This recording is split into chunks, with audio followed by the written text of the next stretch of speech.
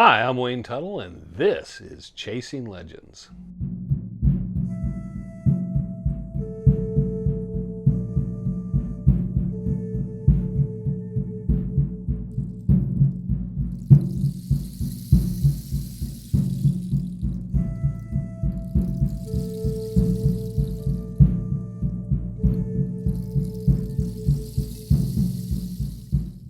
Welcome back to Chasing Legends. I'm Wayne Tuttle, your host once again. Please hit subscribe, hit the notification bell, go over to our website, www.legendthesuperstitionmountain.com. And additionally, leave comments. We do answer and like and read all our comments. I actually do it personally myself. So there you go. And if it's something I can answer, I will answer. I will like it if there's just nothing else I can say. That being done, you can check out our store for shirts and stuff. Remember the rendezvous, October 25th, 26th, 27th. Things are starting to come together, and we'll talk a little more about that and kind of put some things out there, teasers. Gates should open by noon at the Dawn's Camp. With all that information in, let's get to today's story. This was one I'd thought about, and I put it aside. And one of the problems I had with it was I was going through different sources because I like to pull multiple sources and then put the story together. Different writers would have different information or find bits and pieces of something another writer may not have. So I had sources like Oscar Branson, Thomas Penfield, Xanthus Carson, John Mitchell, and others, Frank Fish.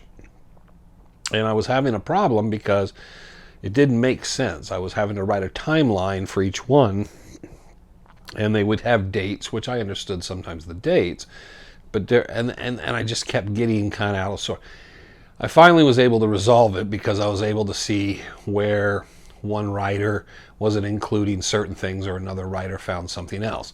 Now, most of these articles and this information was coming out of the 40s and 50s. I wasn't really finding anything modern concerning this, that someone discovered it, that things have been located, anything of that sort. So I kind of found that surprising, but with some of the politics and what's happening in this part of the country where it's at, I understand this. Today, we leave Arizona for the most part. We end up in Mexico, and we're going to end up south of the border, most likely, and I would say I'm 98% sure we're going to be south of the border. There's always that chance you could be wrong. And this is a story about Sonoyta, and the mission's also known as the Mission of Marcello. So it can go either one, either or. And you're not going to find a ton of information, but it's a very interesting story. Now, the area is first kind of gone through in that part of Mexico in the 1540s by what's called the Diaz expedition or the Diaz party.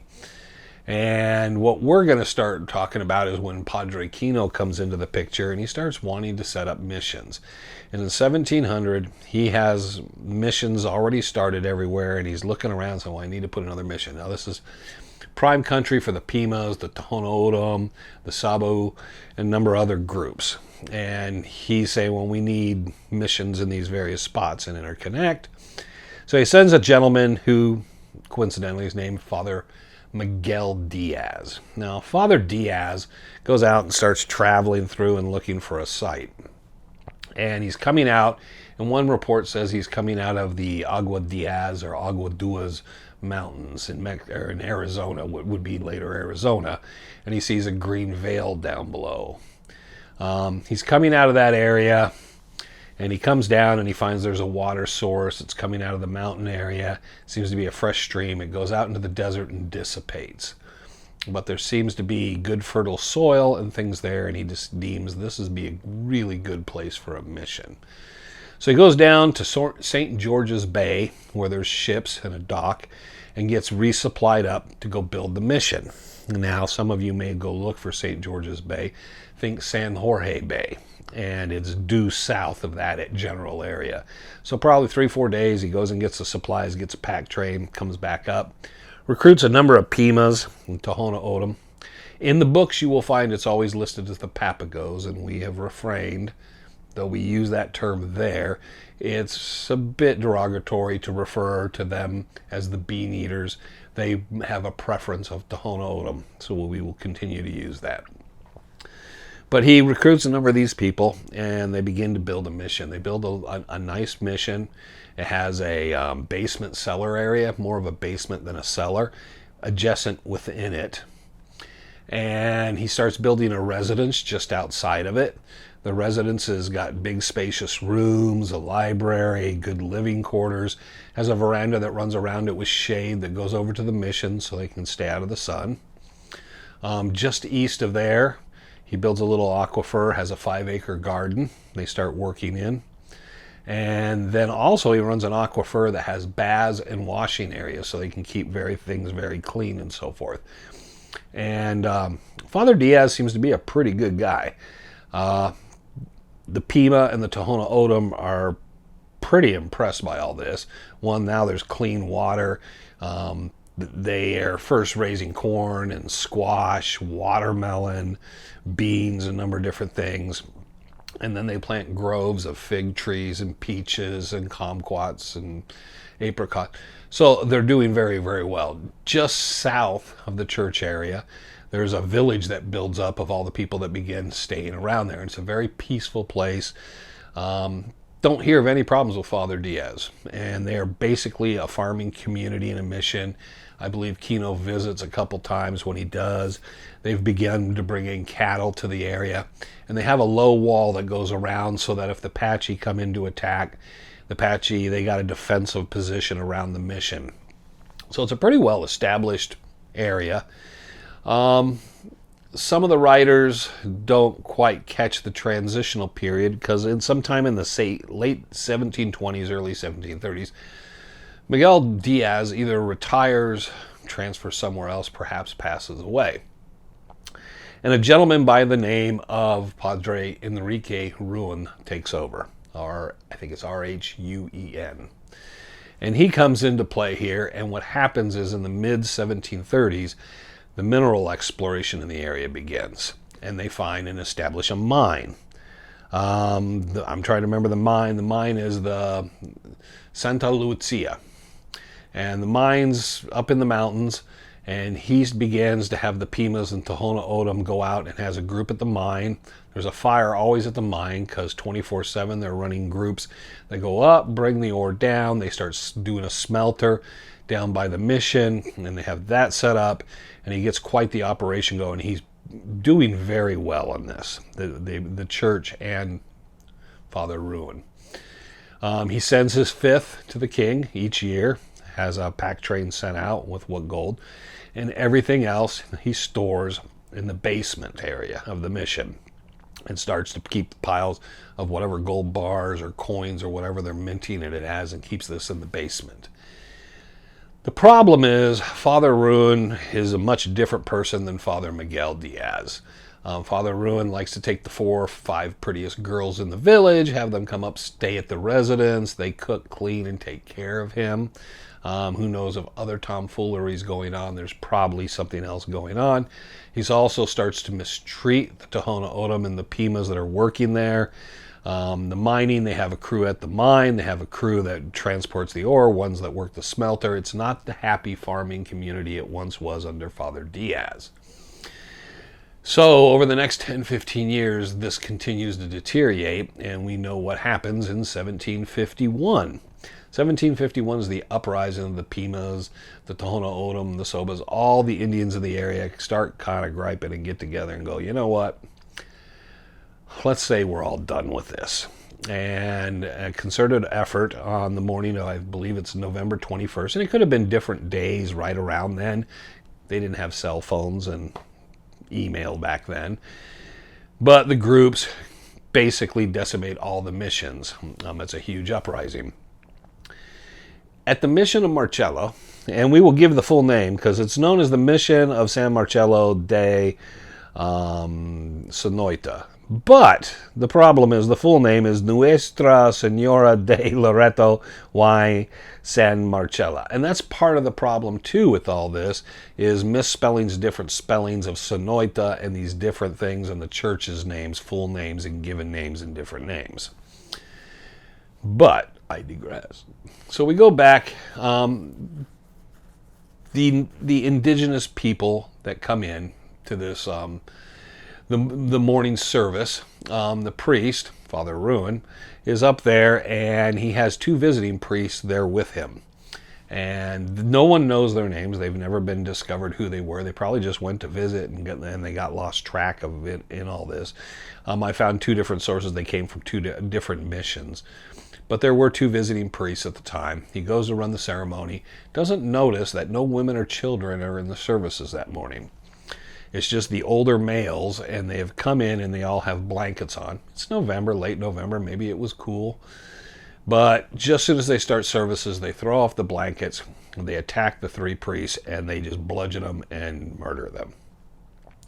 Once they're murdered, they drag them over to that cellar. There's a big ring on a caliche or cement door. They pull it open, and there's a stairway access. They just throw the bodies down the stairs. They put that door back on it, and they start to take care of the entire mission and village. They decimate it. It is said basically they leveled it to where you could not tell it had been there. They took it down stone by stone, brick by brick, mortar, and transported stuff and scattered it in such a way that then when they were done, no one could go through and figure out where anything had been. It was just a wiped out site. Many, many years, because it's shortly after that, the mission is not rebuilt, and the Jesuits are expelled within, what was it, about 15 years of then. So 15, 16 years, the Jesuits are probably expelled, so nothing happens with the site. The site's forgotten. The priests were killed. I'm sure there was a lot of drama with other sites that were more prominent. And the Pimas, the Tohono O'odham, the Soba, everybody goes back to their villages and go back to peace. The Spanish, basically, their attitude is, okay, these guys just kind of had their thing and they walked away and we're not having any more okay, we're done. So Marcello is forgotten. Sonoyta is forgotten for many, many, many years. One of the few stories we get from this is a gentleman who's known as Doc Juan, Dr. Juan, or Old Juan. He's an old Pima. And in 1917, he tells a friend, Luis Ortega, and he's about ready to die. They say he's 128. Maybe he is, maybe he isn't. But he's talking about stories through his life. It's his last days. And Ortega's listening to him. And he begins talking about this place he found. And he said he was a young man. He was traveling across through the desert. And there had been heavy, heavy rains and washed a lot of stuff out. And as he was crossing through this area by a river, he looked down and saw this big ring, iron ring on the ground, partially exposed. And he looked at it and he just thought, that's really weird because there's nothing here. And he looked at it and decided, well, I'll try it. And he found the ring was actually attached to something. Said it took him great effort pulling on it, and he realized it opened something below it. So he took his time, got it to move enough so he could kind of start to look down in there, and he realized there was a staircase going down. And he, completely puzzled because it doesn't look like there's been anything there.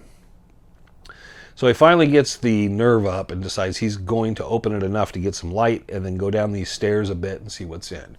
He starts to go down. He doesn't get even halfway. He sees the skulls and skeletons of some dead men down there.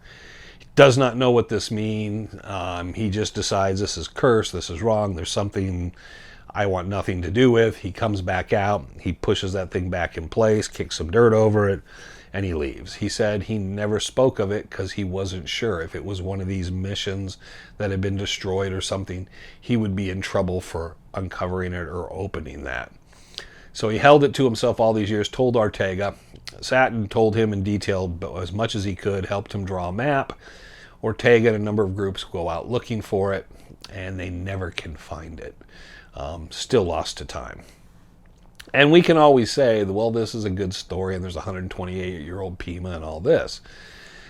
Well, with the Jesuits, as the time goes on, more modern times, they're trying to relocate. As archaeology really kicks into gear in the Southwest in the early 1900s, they start trying to preserve sites and put monuments at historical sites. 3 Jesuits, and I want to get the names right here, a Father Horatio Leon and sisters Janice Soha, or Soba, and Nancy Wellmeter. And they get together, start researching where some of these missions were that haven't been located or were never reestablished. And when they do this, they notice the Sonoyta one. So they go out and they start pulling everything they can to find if they could figure out a location, because the location is lost to time. There's nothing there. Documentation says it exists. They can't find the names of the other priests, but they find Enrique ruined, and they decide it would be nice to have a monument there since he was killed there during the uprising. After a year or so, they finally get enough information that they think they know where it's at. They go out, start exploring, and they have a group, and they finally get to a good location, and they find something that triggers them to start clearing some dirt, and they're able to basically clear enough dirt to find the outlines of the mission, the size of the mission, and a building. So they realize we have found the site.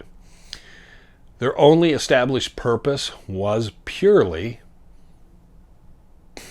to find the site. So they build a monument. They can't put the other priest names there. They don't know who they are. They put a monument. It has Enrique Ruin's name on it. Padre or father, Enrique Ruin. And the monument's built on the crest of this little rise area where the mission had stood. They build that there in tribute to him and honor him, and they leave. And that's the end of it. It's interesting because you think somebody would have been interested. They don't give us a date. I'm sure somewhere in the Jesuit libraries and files, these people, their research and so forth, kind of the general area they were going. Now, in Arizona and Mexico, Sonoyta is a pretty popular name, actually. And there are three candidates. One is not so much. It's Sonoyta. It's up in Arizona. It's east of Tumacoocari, Tubac, and those areas. You have to actually, you're going to kind of the highway, go south, and then go take the highway going back up to Tombstone. And you'll find it is green meadows, water coming out of the mountains. It ideally fits the description of the site, if you have it in your head, of this place that Diaz found. The problem is, there's not really much mining there, and it's cattle land, and there's no history or no spoken history of any settlement being in there earlier. Today it is a cattle town. There's about probably 400 to 800 people live there, and there's probably only 200-300 residents. It's mainly the families that live around there and own the cattle ranches. The second, which is the most popular, and you will look up and find it kind of draws you there, is a Sonoyta that's across from Lukeville. Lukeville's on the Arizona border. It fits some of the description the authors kind of say, but then you wonder if the authors figured that was the town, took the nearest mountains and added them into the stories, which they would. Remember, they're paid by the word on these stories, so anything they could add in to get more words, more sentences, they would. Sonoyta is kind of got that reputation. It's a border town. A lot of immigration comes through there, a lot of illegal immigration. It's a very poor town. Lukeville is just basically an immigration station on the Arizona side. There's just Sonoyta, and I'm trying to remember what is something Blanca over there on the other side. There is the river, the Sonoyta River running through there. It's built up a larger town. You look around, it has potential, but I would think as the town was built, people excavated, built homes, someone would have found that brass ring, popped that thing open, and we would have heard of it. There is a third possibility, though, because I started looking over and going, two of them sound fine, but one of them I would have, Sonoyta in Mexico, right there on the border, it didn't seem to fit a lot of things. So I was looking around. There's a Sonoyta that's probably about 80 to 100 miles southeast, just slightly southeast, more east of the Sonoyta we're speaking of by Lukeville. It's further down from the border. If you look at it, you can see it was one time along the riverbed there, which is dry now. It was very lush. There's all kinds of agricultural fields up and down it.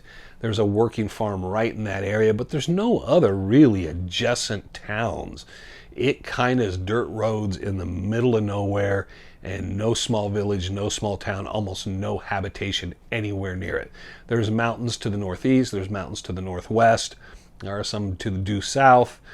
It kind of fits. If you think of San Jorge or St. George's and them traveling, it's both about the same distance. It fits the description to some degree. It shows that at one time it was a very green valley, and there was agriculture, at least in the last 50 to 80 years. It was heavily agriculture. Now the fields are just dead, but you can see through Google Maps it very extensively was farmed. I like that pick because it's kind of out the beaten path. It's south. It's closer actually to Tubac and San Xavier, and probably more in line with that than the other Sonoyta, which is much further west. There is several problems. Now, the one is there's a hotbed of illegal immigration happening and stuff. It's probably not the town you want to go hang out and grab a meal in. The other is in the middle of nothing. Chances are a lot of these areas are cartel controlled, and you're going to be in a spot where if someone comes up on you, you are pretty much left to your own devices and not in a good place, and many, many miles on dirt roads, no major highway or town nearby. You're just out there hanging in the wind. So caveat on that. It does seem like, I mean, anybody that looks at it is going to say, that does have a strong smell of possibility. Now, maybe someone will go down to the Jesuit libraries, as I'm planning on doing a little more research on this one, maybe have an update someday. But possibly there's something deal to make. If there was a smaller villages or town and you could get someone to connect with you and know this, that you could possibly work your way in there safely and have a home base, it would make it so much easier, but there's nothing there. So you're going to be really in a difficult way. But somewhere out there, near that one of those old areas of Sonoyta, there is an old mine, the St. Lucia or whatever, and on top of it, most importantly, you know you're on the spot because there's a rise and there will be a monument, and on it, it will say, Father or Padre Enrique Ruin. And when you find that, you'll know you're on the mission site. Then all you have to do is start scraping away. You find that ring, you pop that door, there you go. There's your riches, there you go. As far as I've known, I've not heard of anyone or any discovery of that. So good luck to everybody. Someone finds it and I see it in the papers, I'll be asking for, let's say 3% for putting this one back out there. So there you go. Another good story. I thought it was a great story. If you want to take that journey to Mexico, be very cautious and very careful. That's going to be it for now. Please remember the rendezvous, 25th, 26th, 27th. I hope you're glad you stayed to the end because I gave you good clues and a good place to go. And we will probably follow this one up down the road somewhat. Anyhow, that's going to be it. I hope everybody has a great rest of the week. Catch you guys on the live on Friday. Until the next time, always remember, I'm Wayne Tuttle. You're not. And this was Chasing Legends.